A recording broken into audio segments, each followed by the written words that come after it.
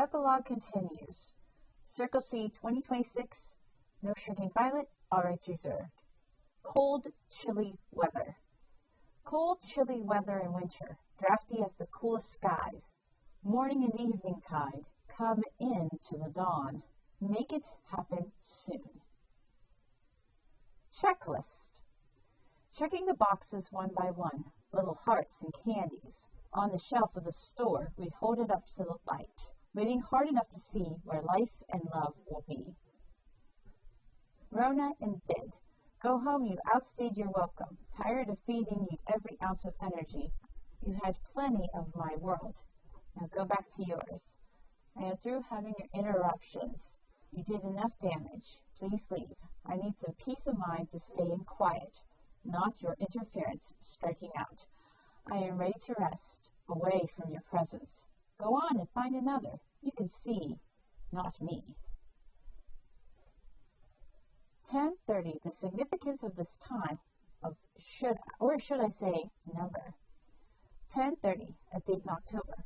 A time before All Hallows Eve, merely? No. To me, 10:30 is a day of discovery, a time to break down the ideals. A call is established. Can you hear it? Unknown yet fully set in motion. The plan was put in place. A time to walk in the valley of the shadow, to share, to come in, unashamed. A test and walk through the fire, a hard line to cross. But it is time to be shaken, time to go forth and sing despite the sorrows. It is time to not despair, but go on, in hope of tomorrow's dawn is coming. Almost 30 years and you can still stand. 10 years and you can walk. You will be shaken but stirred to something greater than yourself. Something worth the call. Something worth the call. Is it worth the call? Is it worth it all to walk through the fire, to cross the darkest of the days, to go forth and sing?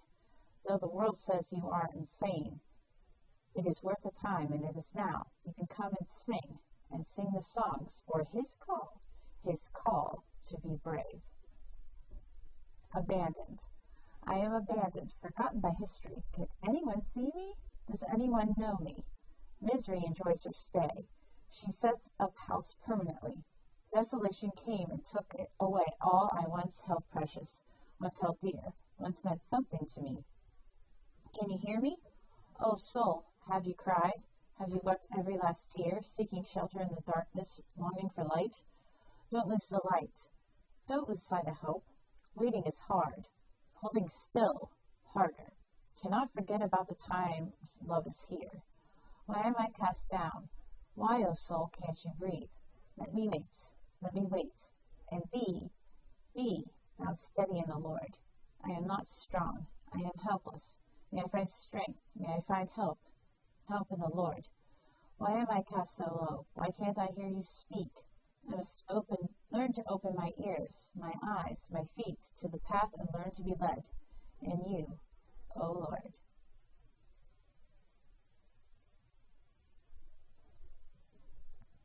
Maybe I'm aging out. Maybe I'm aging out, or else falling aside from the crowd. No matter how much I try, it never garners support or offers love. I feel like giving up. No way for me to win. It is ever hurting. I am deserted. I am not on your top 10. I reached the bottom, eating scraps, not compliments. I won't belong anywhere except alone. I feel set aside in the bargain bin, wasting away to nothing. I wish I could alter this feeling and not indulge in loneliness. I want to know it is not a wasted effort, a tempting friendship that I am stepping out of my comfort zone. I need assurance that I have hope. Glasses. My prescription glasses are outdated. I haven't gone to the optometrist in years. Recently, my migraines have increased due to my glasses. As I await my appointment, I search for the correct pair of lenses to wear. My goal is to find a pair which will hold up to my tint. Shade FL41 is my color. Of course, much can alter over the years. I hope to share the results. Update. I found my glasses. The brand is from Epilogue, which is amazing. The company is known for its revolutionary lenses and migraines and photosensitivity. Their lenses reduce blue, red, and yellow light for up to 90%, much more than my old glasses. As to prescription, I am outdated. The glasses have a lifetime warranty. The price is high, however, they are worth the investment. Believe me, it makes a huge difference. I can't wait to show you the lenses. Renewing the vision. Recently, I sat in the optometrist's office for an eye appointment. Lately, I have experienced an increase in ocular migraines. My left eye tends to swell up and then close after seeing an RF color, usually in the dark blue, green, or sometimes yellow light. I admit I hadn't gotten a new pair of glasses in 6 years. When I met the optometrist, it was wonderful. After describing my history, she informed me she did her thesis on epilepsy and migraines with colored lenses. Starting on my journey 23 years ago, only a handful of doctors understood the benefits of colored lenses for people with photosensitive epilepsy and ocular migraines. One happened to be my optometrist mentor, my former ophthalmologist, also affected by epilepsy. He did a seminar on epilepsy and colored lenses. How cool is that? After the eye test, she discovered my vision was good but needed a correction. The longer I'd wear my old prescription, the more frequent my migraines. I had to do something before my vertigo would fully kick in. Again. She had a colored eyeglass toolkit. Inside lay my future, a rosy future where I could not only see, but finally enjoy sitting through a meal without a terrible migraine. The company makes designer lenses scientifically proven to help reduce migraines and photosensitive epilepsy by 90%. I did my research on the company before, but was unable to find anywhere remotely nearby to try these wonder glasses on. Until a few months ago. I tried the demo glasses on, a mix between science fiction and steampunk, but the first words I had to say, wow. It made a world of difference to me. Finally, the colors red and blue could live at peace. I had no trouble reading the lines on the screen. I could sit in the waiting room to see the snowfall. The colors stopped bouncing. I felt good for once. Of course, it was temporary and I had to put on my old glasses. I had a terrible migraine for the next few days. However, I see relief in sight. The glasses cost plenty, ranging from $499 to $700. But for a decent way of living, they are worth it. I cannot say if it will fix all the quirks of my brain. I will always see the nonillion colors of the rainbow and sky and everything else. I will always be sensitive to sound and sight. I can't undo the wiring of my mind. On the next leg of my epilepsy journey, I hope to help raise more awareness for such glasses and perhaps a grant to help cut the cost of these necessary glasses. Sunglasses. Wearing sunglasses for everyday migraine is not good for your eyes, the neurologist said. What can I do? Cried the Aubrey-style wearing woman who ached in the patient's room. Must I choose between the medicine and the glasses? No, the medicine supposed to heal is hurting. It distorts your vision terribly. Can't live in those glasses forever. Find someone who can create a shade for your eyes to adapt to the light. I will try. The words echo, stirring images if possible in the mind. Maybe there is life beyond sunglasses, and medicine to harm the eyes. It is possible. One must try, and go to see clearly the world as it may be, as it will not always seem rosy, but try to make it warm in your desert rose tint as you thrive in tinted glasses. Dark adapting. Light burns when the switch is flipped on, hard to adapt and adjust when the illumination flares at a million light years. Wonder if I will ever have stillness. You can't return back as it was. Only try to make your eyes see better in color vision accurately. If T's leave. If T's leave, then so can I, sticker. If T's leave, then so can I.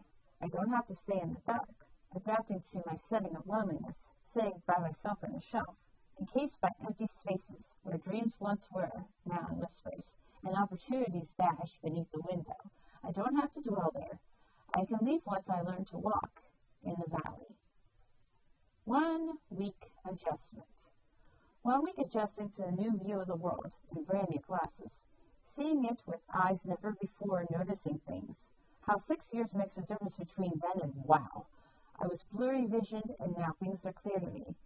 When I am wearing my new eyes in a beast of vision world of 5 dimensions. What? Another phone, and my brain might burst. If it rings again, I don't know. The noise is intense. I am putting it on silent. I had enough noise for today, thank you. turn on a quiet mode to rest for a while. Photophobia. Photophobia, from the Greek for fear of light, a sensitivity to light. No flicker flash, please. No sunlight through the trees.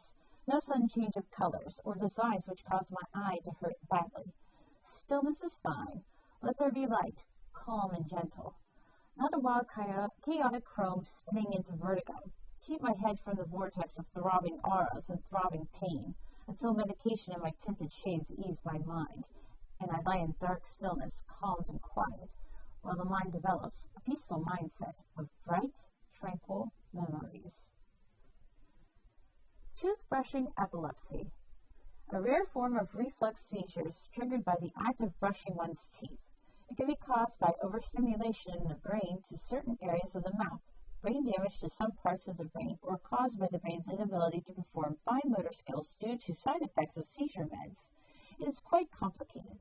To learn more about this rare type of seizure and epilepsy, go to www.nationalepilepsytraining.co.uk/epilepsy-teeth-can-trigger-seizure. One slight brush in the wrong spot, one nerve hit at the exact place, then the descent into a rabbit hole, bottomless and jarring. Hand gripping toothbrush too tightly. Can't release the lock from fingers and thumb. Stop the throbbing once the floor comes. Soon it's medication and a blur of memories, waking in a strange new place. Aura dissipates. Recovery begins slowly in increments. Muscles recall every inch of space. Rest feels good and calm is better. Question is how to balance good hygiene and not trigger a response to the neural network. Will require skillful navigation between the doctors and self until the compromise is reached toward better living, and maybe reduce spinning into the rabbit hole or the twilight zone. 7 pounds worth of nasty. Laden by an underbelly of pain, dung heap of sewage found up, carry long enough for years until ready to burst, operation vital to live. Remove all areas affected by it.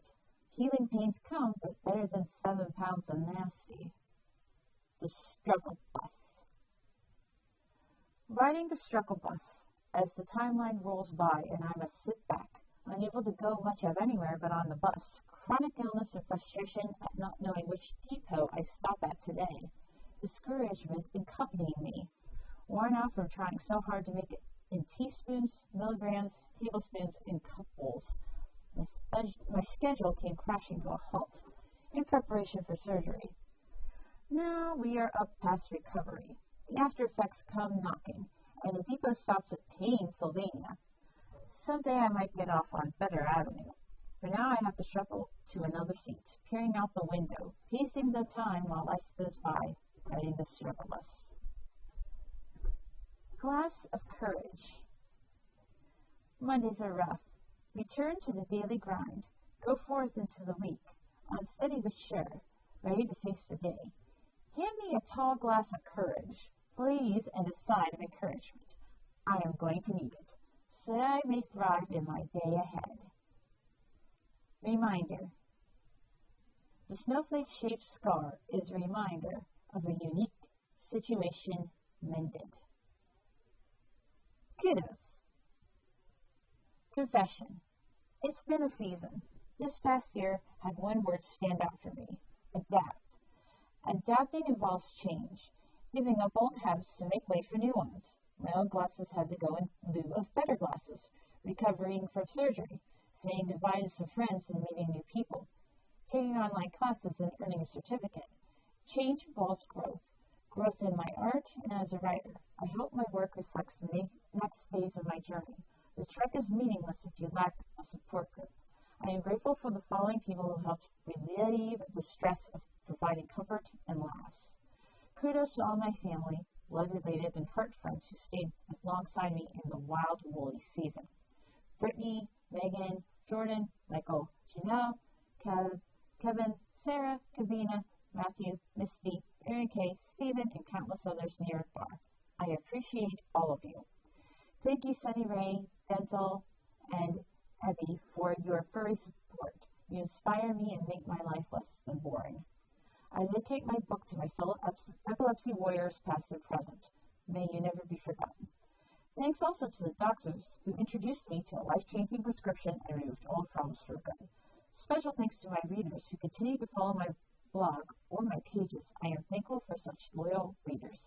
Dedicated to the memory of Mimi Doe, whose love and legacy are never forgotten. You always the Jitterbug champ.